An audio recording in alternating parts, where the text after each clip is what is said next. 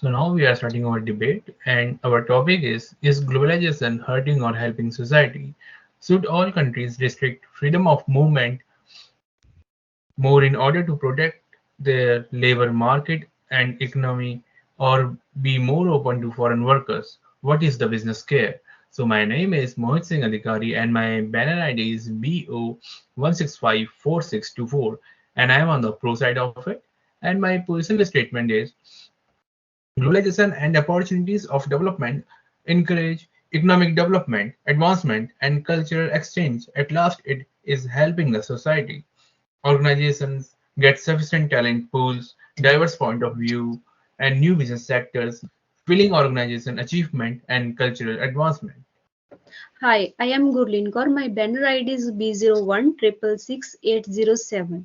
In addition to this, leaders of an organization should support globalization and open lines. By embracing variety and taking advantage of global talent, organizations can enhance a just and flourish in an interconnected world, which is driving economic success and cultural progression.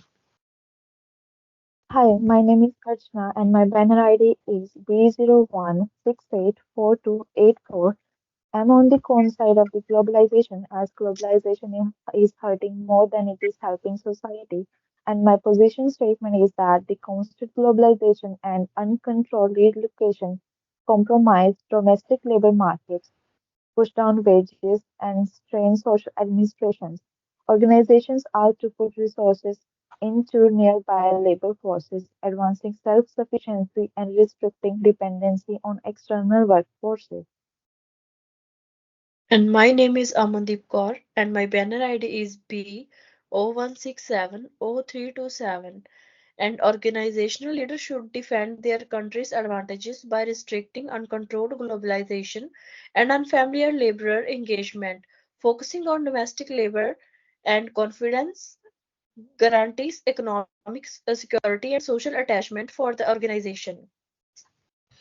Okay, so if I talk about the ethical framework, so by utilitarian approach, and it could be applied regarding the development of ethical principle to be followed by the organization management. And from the perspective of globalization, it helps in the inherent economic development of an organization. And the next point is about the helping of organization to attach the most capable people with them. The utilitarian approach is all about expanding happiness and prosperity for the maximum number of individuals.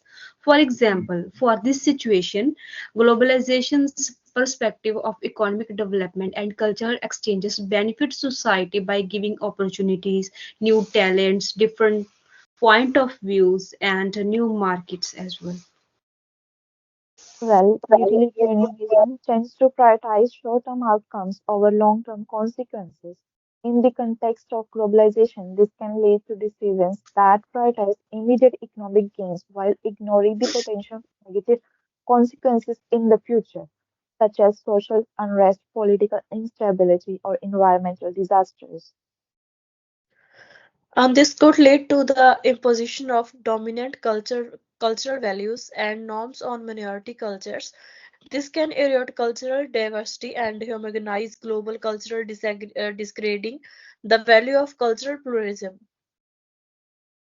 Okay, now I put my argument, and globalization offer unparalleled opportunities for economic development and worldwide talent pools. For example, of the how globalization has facilitated expanded economic opportunities and access to talent in the rise of remote work during the COVID-19 pandemic.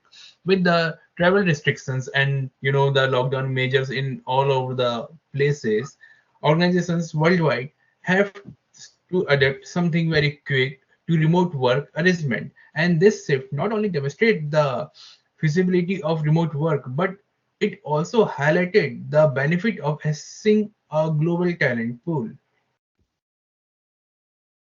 Well, while the benefits of globalization are high, we must not ignore its drawbacks, job losses, and wage stagnation. Just that the happiness maximization promised by the utilitarianism is not being achieved for all. We need policies that focus on the local workforce investment. For example, uh, the globalization contributing to the job losses and wage stagnation can be seen in the outsourcing of manufacturing jobs to countries that have lower labor costs. For instance, many Western companies move their manufacturing operations to the countries like China, India, and Bangladesh, where the labor is cheaper. While this has led to lower prices for the consumers in Western countries, it has also resulted in job losses and wage stagnation for the workers in those regions as they face competition from cheap overseas labor. But we can't ignore the benefits of globalization because it offers new business sector, organizational achievement, and cultural exchange. For example, globalization based on helping the most people is Airbnb, which is an open homes program. This initiative step offers free temporary housing to individuals and families in times of need, such as during natural disasters. For example, Airbnb not only enhances its brand reputation but also demonstrates a commitment to maximizing utility by providing help to those in need.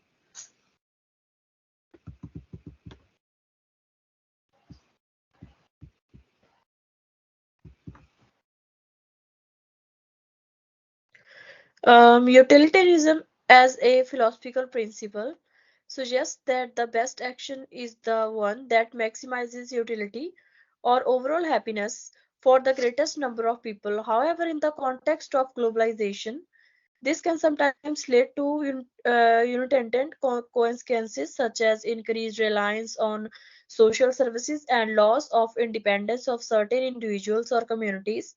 In recent years, globalization has facilitated the rapid spread of technological advancements, particularly in automation and artificial intelligence.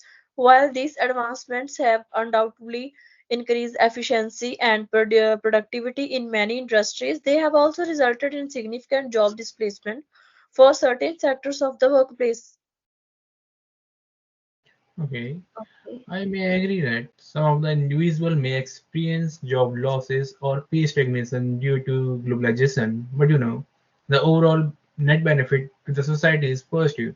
And this is because the globalization can lead to increased efficiency, innovation, and a higher living standard. That means ultimately benefit a larger portion of the population. For instance, if you talk about the manufacturing sector, so it increased automation, outsourcing may lead to job losses in certain regions. However, this can also result in lower production cost, cheap good for consumers, and higher benefit for the businessman. And because of that, the saving and efficiency gained from globalization can be reinvested in other industries and which will ultimately lead to the job creation and economic growth anywhere in this across the globe. Well, I think we need to look closely at who is getting benefits and who might get hurt, especially the people who are often left out and our environment. Unequal distribution of benefits, like utilitarianism, focuses on making the most people happy, but it might not think enough about how benefits are shared. Take big companies sending work to place where the labor is cheap. It might make the company's owners It really happy, but is a job loss.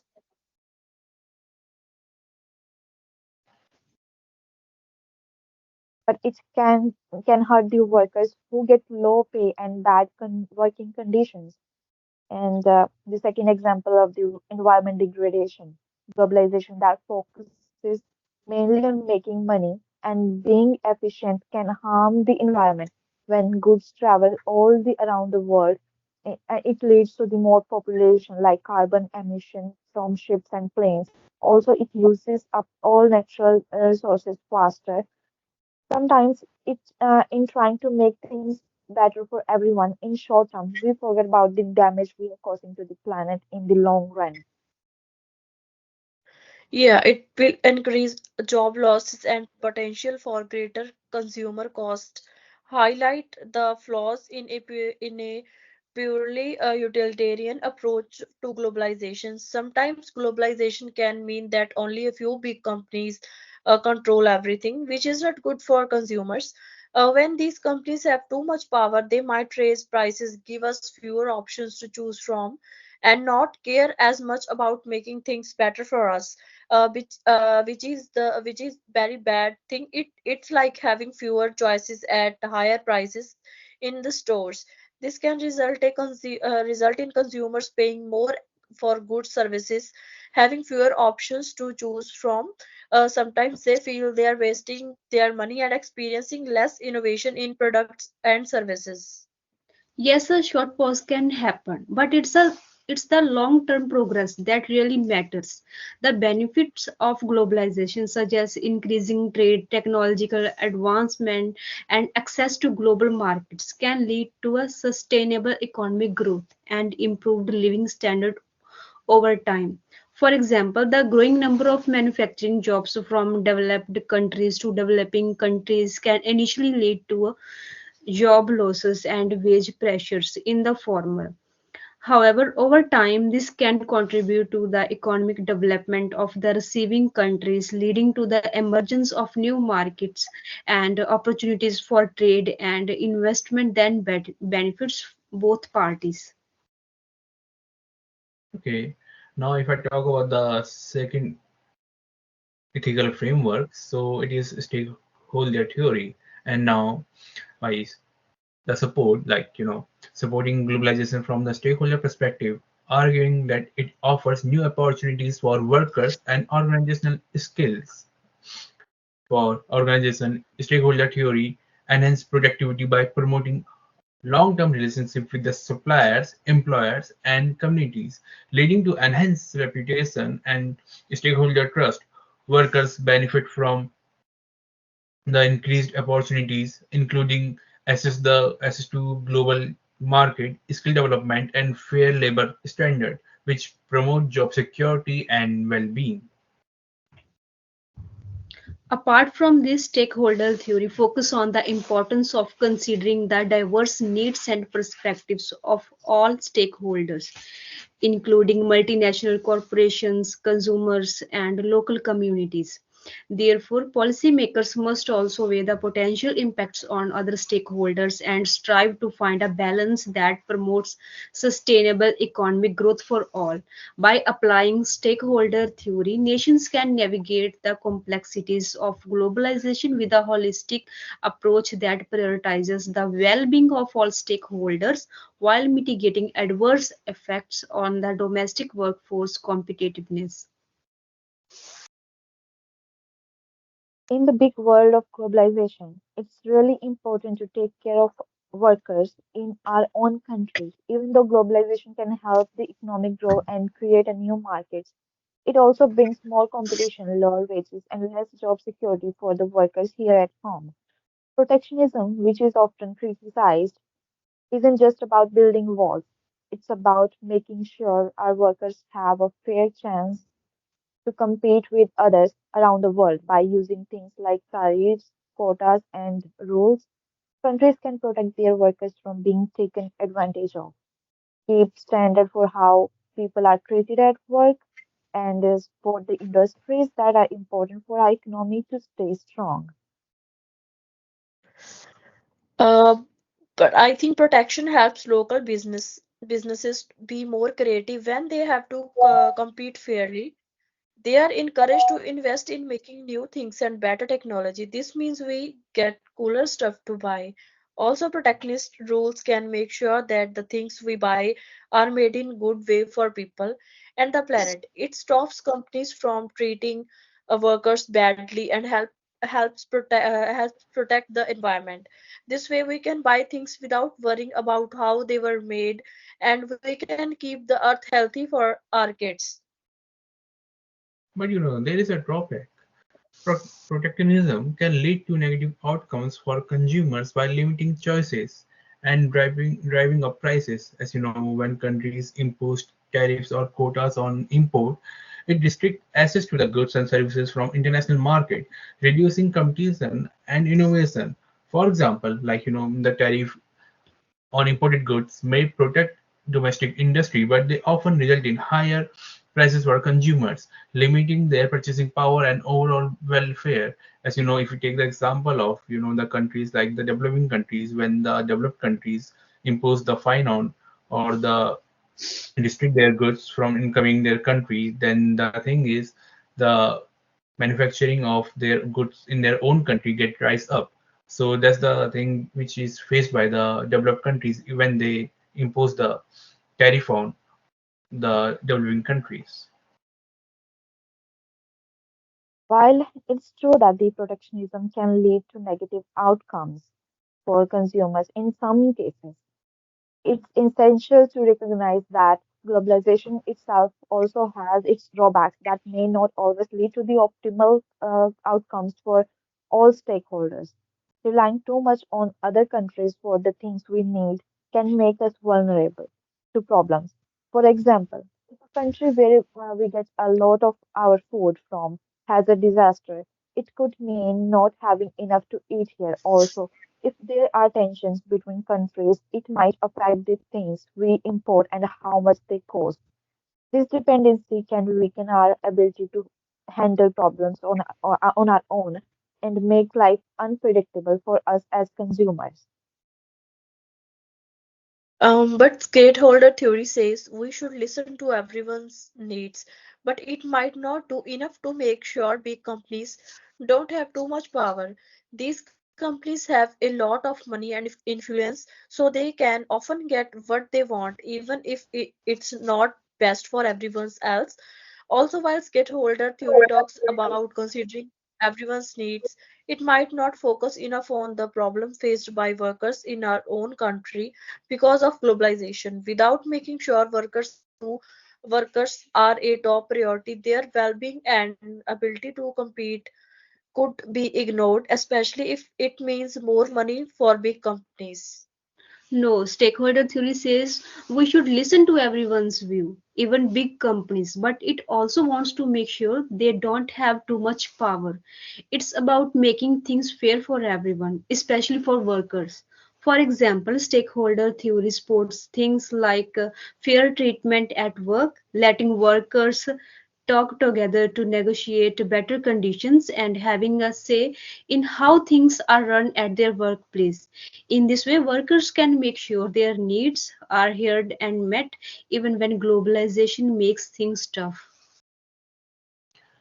Okay, I just summarized my words now, and I put my strongest argument, and it's the support of globalization by the leadership is the joining of employees from the global talent pool. This means they can find talented people with different skills and experience from all over the world, which helps the company to grow and succeed. Okay. Well, my opposition strongest argument is that it could hinder unemployment and for local workforce that might limit our job opportunities for local workers. This could happen in companies prioritize that other stockholders' interests like profit or efficiency over hiring more local workers. So while stakeholder theory aims to consider everyone's need, it might unintentionally lead to fewer job opportunities for people in the community. I recommend by using servant leadership theory that leaders should integrate sustainability as a core value in decision making processes, ensuring that business strategies contribute positively to global environmental goals and societal well being. Organizations should actively engage in community development projects and social responsibility initiatives in the region they operate, aligning global operations with local community needs and values. I recommend implement transparent global oversight mechanisms that allow for local adaptations but are rooted in the servant leadership philosophy, ensuring all actions are in the best interest of stakeholders, regardless of geographic location. Leaders should prioritize open dialogue and inclusive decision-making process that consider both local perspectives and global objectives, finding a balance that respects and advances both. Thank you. Thank you. Thank you.